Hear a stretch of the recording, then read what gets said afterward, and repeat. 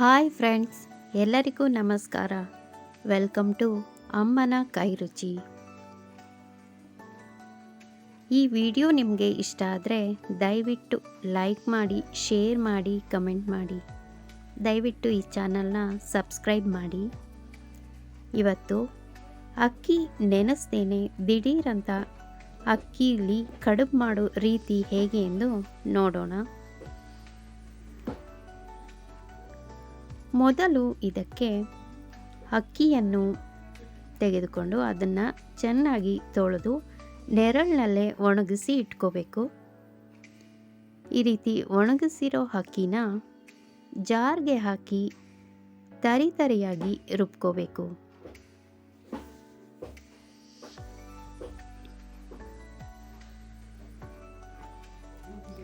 ಇಷ್ಟು ತರಿಯಾಗಿ ಪುಡಿ ಮಾಡಿಕೊಂಡು ಪಾತ್ರೆಗೆ 1 ಪಾವು ಅಕ್ಕಿ ತೆಗೆದುಕೊಂಡ್ರೆ ಅದಕ್ಕೆ 1.5 ಗ್ಲಾಸ್ನಷ್ಟು ನೀರು ಹಾಕಿ ಇದೇ ನೀರಿಗೆ ರುಬ್ಬಿದ 2 ಸ್ಪೂನ್ನಷ್ಟು ಅಕ್ಕಿ ತೆಗೆದುಕೊಂಡು ಅದನ್ನು ಮಿಕ್ಸ್ ಮಾಡ್ಕೊಳ್ಳಿ. ಗಂಟಾಗಬಾರ್ದು.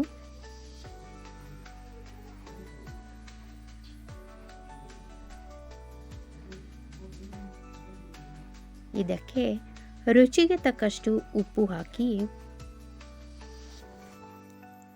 ಇದು ಸ್ವಲ್ಪ ಗಟ್ಟಿಯಾಗಿ ಕುದಿಯುವಾಗ ಇದಕ್ಕೆ ಪುಡಿ ಮಾಡಿದ ಅಕ್ಕಿ ಹಿಟ್ಟಿನ ಮಿಶ್ರಣ ಹಾಕಿ ಮುದ್ದೆಯ ರೀತಿ ಮಾಡಬೇಕು.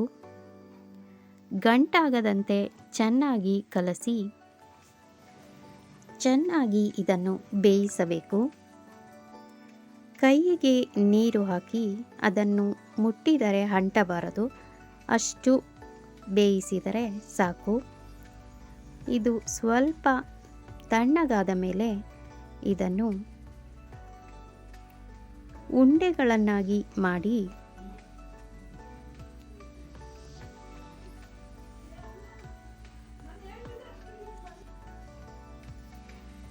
ಈ ರೀತಿ ಉಂಡೆಗಳನ್ನಾಗಿ ಮಾಡಿ